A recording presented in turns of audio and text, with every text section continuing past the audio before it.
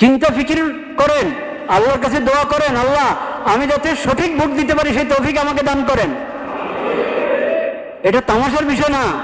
প্রতারিত হয়ে বাধ্য হয়ে ভোট দিবেন না, লোভে পড়ে ভোট দিবেন না, চিন্তা ভাবনা করে, এবং এটার জন্য দোয়া দুরূদ পড়েন, সালাতুল হাজত পড়েন, অভিজ্ঞদের সাথে মুশাওয়ারা করেন, নেককার দিনদার মানুষের সাথে মুশাওয়ারা করেন। শুধু নামের ভিত্তিতে আপনি ভোট দিলে হবে? শুধু মার্কার ভিত্তিতে ভোট দিলে হবে? শুধু মনোগ্রাম দেখে ভোট দিলে হবে?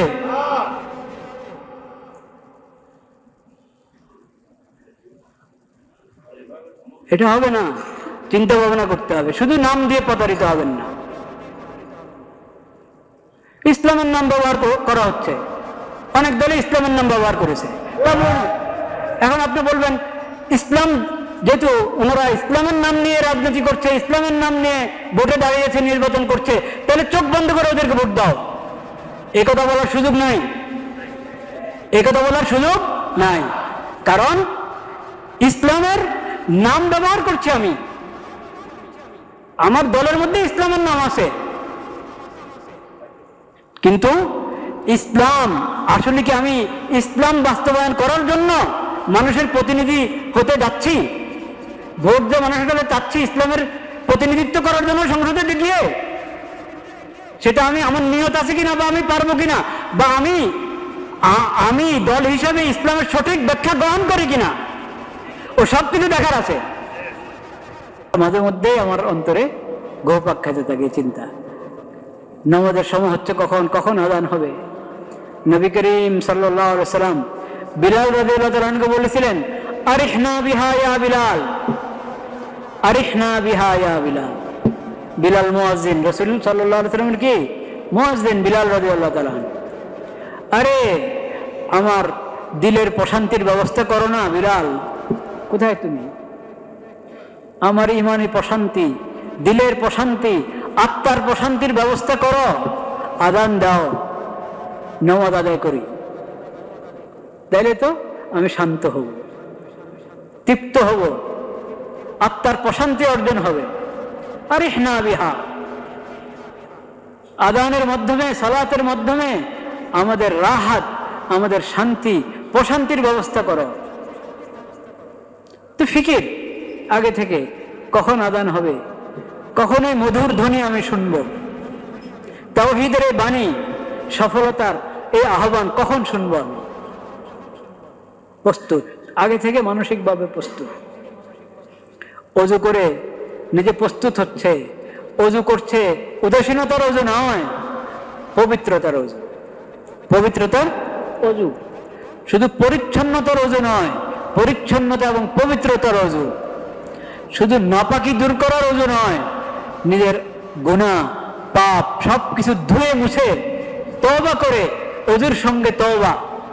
আল্লাহুম্মা জাআলনি মিনাত তাওয়াবিন ওয়া জাআলনি মিনাল মুতাতাহহিরিন। অজুর সঙ্গে তওবা, যাতে পরিচ্ছন্ন হয়ে যায়। ধোয়ার এমনি ধুলে তো পরিচ্ছন্ন হয়ে যায়।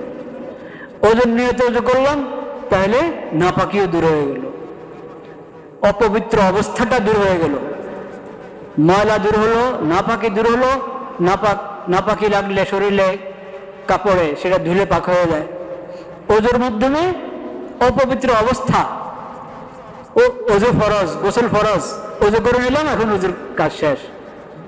গোসল ফরজ হলে গোসল করে নিল, পবিত্র হয়ে গেল, শারীরিক অপবিত্রতা দূর হয়ে গেল।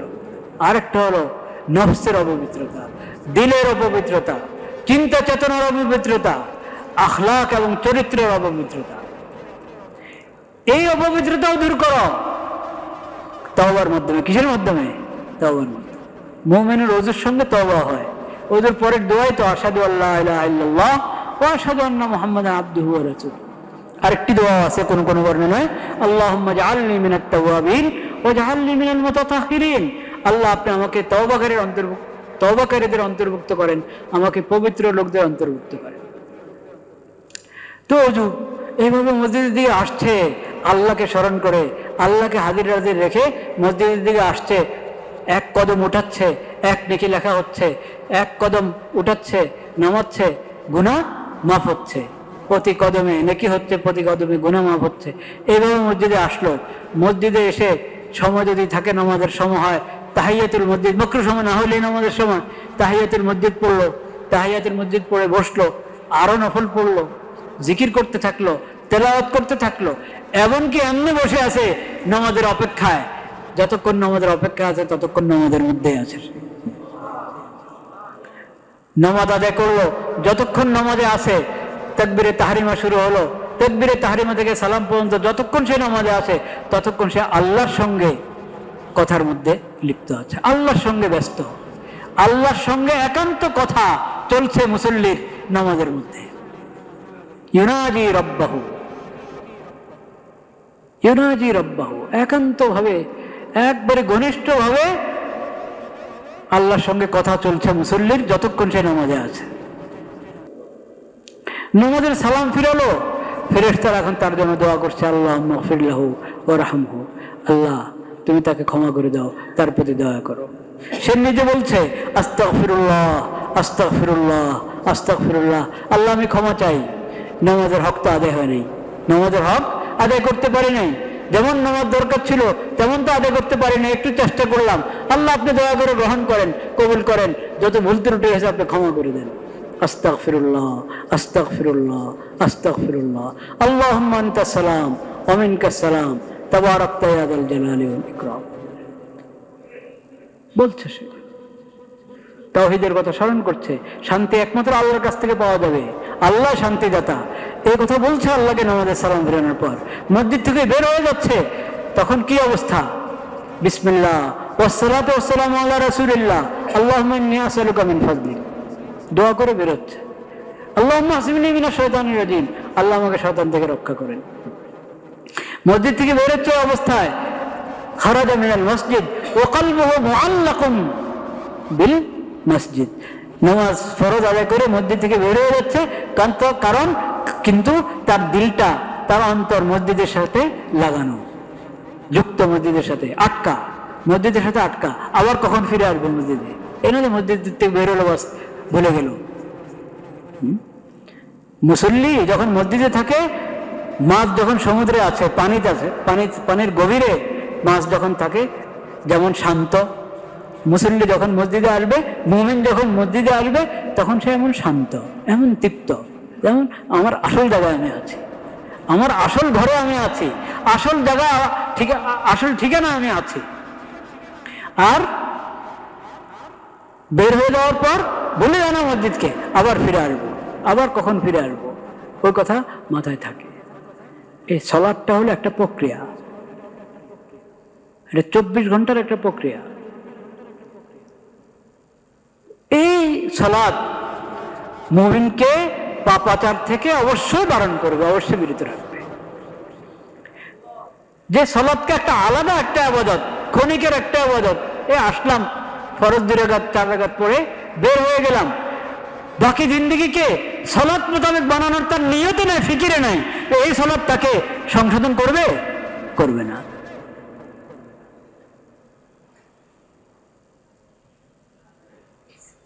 প্রতি বছরে হজ করছে, কিন্তু হজের কোনো আলামত তার জীবনে নেই। ব্যবসায়ী, তার ব্যবসার মধ্যে হজের আলামত নেই। চাকুরিজীবী, তার চাকুরির মধ্যে হজের আলামত নেই, প্রতি বছর কিন্তু হজ করছে, কয়েকবার উমরা করছে। এটা ইবাদত হিসাবে যদি হয়, নিজের ইসলাহের জন্য হয়, তাহলে প্রভাব পড়বেই, প্রভাব পড়বেই। আরেকটা হলো, এটা একটা ফ্যাশন, প্রতি বছর হজ করা একটা ফ্যাশন, বছরে 2-1 বার উমরা করা একটা ফ্যাশন, একটা প্রথা, সবাই যে আমি না গেলে কেমন হয়। এই হজ, এই উমরা আপনার সিরতকে, আপনার চরিত্র সংশোধন করবে না। আগে যেরকম আমার ব্যবসা হারাম মুক্ত ছিল না, সুদ মুক্ত ছিল না, এই হজের পরেও এটা সুদ মুক্ত হবে না। আগে যেরকম ব্যবসাতে দুর্নীতি ছিল, হজের পরেও দুর্নীতি থাকবে। আগে যেরকম মানুষ থেকে ঋণ নিয়ে ঋণ খেলাপি করা হয়েছে, ঋণ আদায় করা হচ্ছে না, টাল বাহানা করে করে মানুষকে ঘোরানো হয়, পেরেশান করা হয়, হজের পরেও সেই অবস্থা, হজের পরেও সেই অবস্থা। তো কোন ইবাদত আমার মধ্যে পরিবর্তন আনবে, আর কোন আবাদত পরিবর্তন আনবে না, এটার পার্থক্য বুঝতে হবে, এটার পার্থক্য বুঝতে হবে। সালাতকে শুধু ডিউটি হিসাবে নেবেন না, সালাতকে ইবাদত, আল্লাহর নৈকট্য অর্জন, এবং সালাত যাতে আমাকে এমন মুসল্লি বানায় যে মুসল্লির গুণাবলী আল্লাহ কোরআনে বলেছেন, এবং যেগুলো আলোচনা হয়েছে আপনাদের মনে থাকবে 29 পারার সূরাতুল মাআরিজের থেকে আমরা মুসল্লিদের গুণাবলী পড়েছি কিনা, ওই গুণাবলী অর্জন করার আমার ফিকির থাকতে হবে, তাহলে এই সালাত কাজে আসবে, এই সালাত কাজে আসবে। বলতে পারেন যে হুজুর এই যে কয়দিন পরে নির্বাচন, কয়দিন পরে, হ্যাঁ আগামী জুমার আগেই তো, আগামী জুমার আগেই নির্বাচন, আপনি ভোট সম্পর্কে কিছু বললেন না, সালাতের কথা বলেন আজকেও, আজকে শেষ জুমা নির্বাচনের আগে, আজকে তো আমার রকম ভোট সম্পর্কে কিছু বলবেন, হ্যাঁ সালাতের কথা ভোটের কথা কিনা, ভোটের মধ্যে ব্যস্ত হয়ে নামাজ ছেড়ে দেওয়া যায় হবে? নিজের দলকে সফল করার জন্য এত ব্যস্ত সকাল থেকে সন্ধ্যা পর্যন্ত, কোন সময় কোন নামাজের সময় কিছু খবর নাই, জায়েজ আছে এটা? নির্বাচনের ব্যস্ততার কারণে যদি কেউ ফরজ নামাজ ছেড়ে দেয়, ওর কারণে ওই দল দিয়ে বা ওই ব্যক্তি দিয়ে দেশের মধ্যে সফলতা আসবে? আসবে না। قد أفلح المؤمنون الذين هم في صلاتهم خاشعون। মুমিনরা সফল কাম, সফলতার প্রথম কথা ঈমান, দ্বিতীয় কথা কোন মুমিন? এমন মুমিন যার মধ্যে সিফাত আছে, ঈমানি সিফাত আছে। প্রথম সিফাত হলো আল্লাযীনা হুম ফি সালাতিহিম খাশিউন, যারা নামাজের মধ্যে বিনয়ী, খুশুখুজুর সাথে নামাজ নিয়মিত আদায় করে, সুন্দর মতো আদায় করে, তারা সফল কাম। তাহলে সফলতার প্রথম কথাই কি? নামাজ। যে দল ক্ষমতা আসক, যাকেই আল্লাহ তাআলা আল্লাহর জমিনের কোনো এক অংশের ক্ষমতা দান করেছেন, কোনো অংশে ক্ষমতা দান করেছেন যাকেই, তার প্রতি আল্লাহর আহ্বান কি? কি বলেন আল্লাহ তাকে? সূরাতুন নূরে দেখেন, সূরাতুন নূর কত নম্বর সূরা?